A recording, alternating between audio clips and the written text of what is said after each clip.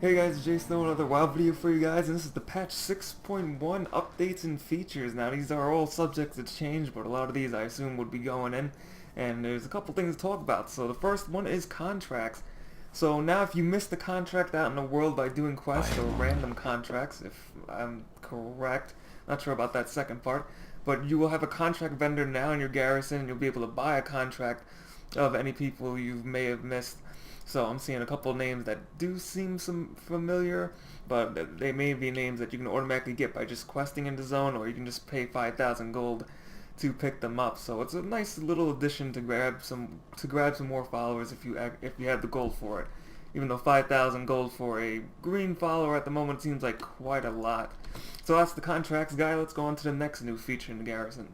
Alright, our second new feature is the Garrison Quartermaster. Now, this actually existed, well, at least I know for the Lion side, as a gnome inside the building, but now in the patch 6.1, he's outside. They have a Quartermaster outside the building, right by the chest where you pick up your goods. So I'm going to assume for the Horde, he'll be in the same spot around where you pick up your chest for the random resources.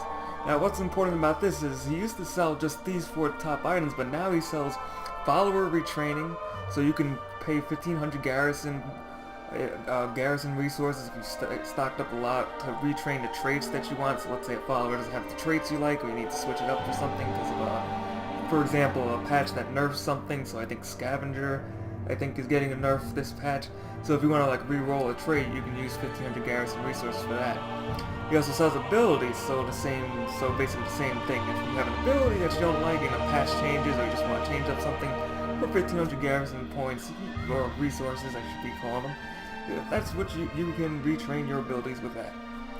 Next is Rush Order. Now these cost 300 garrison resources, and this depends on, I'm not sure if it's dependent on which, it seems like it's dependent on which buildings you have open at the moment. So depending on your building, it just basically rushes the order, kind of does exactly what it says. So it instantly completes 5 active work orders for the herb garden, for example. So if you need a quick shipment for the 5 herbs that you just put in as your work order, then you can buy one of these, use it, and then those 5 active work orders could be are instantly done. Now as far as those, I don't see those as being personally a good use of garrison resources, but it is good if you're looking to get the achievement working more orders, which will unlock account-wide level 3 profession buildings. So in case you level a ton of alts, then it'd be probably pretty much a good idea to maybe spend some garrison resources to get those work orders in, so you can fill up to 250, because this achievement takes a little bit, maybe a little bit over a week or 2 weeks to complete. So maybe if you're on a new alt or a main, you'll buy up some, use up some garrison resources to buy some items to speed that up. And last but not least, we have scouting missives. So you can buy these for 200 garrison points at the 200 garrison resources at the moment, and these basically give you a certain mission. So that gives you certain items or something like that. So I'm not sure what items they are, but I'll put them to the test by buying one of these. So I'm going to pick up a scouting mission. I saw something, Pillars of Fate. That sounds pretty interesting, so I'm going to use that. Buy it up, and let's put this to the actual test. So it will come in as a quest item, and 800 Apex crystals. And actually, now I think of it, I think all the quests are about the same. It just depends on which mission you want to send them, which type of mission you want.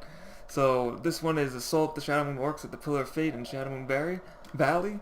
So we're going to accept that, and there's a quest to kill some orcs and go, get the Apex crystals.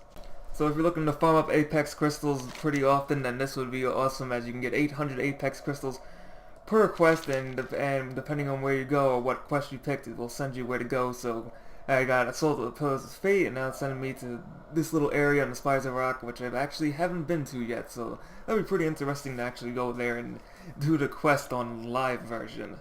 So one more thing.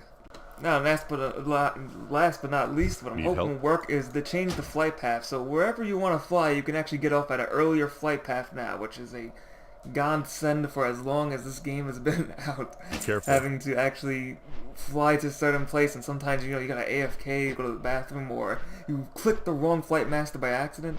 So you just click this little button at the bottom that says request stop, and then while that's clicked, he'll land at the nearest flight master. And also, I guess it will take note that once it's clicked, you can't unclick it. So you will automatically be sent to the nearest flight master instead of when I went to. So I wanted to go to one that's all the way in the back over here. And now testing this should take me. Actually, it's going to take me to Shadow's Groll. So Embari Village seems actually a lot closer than that.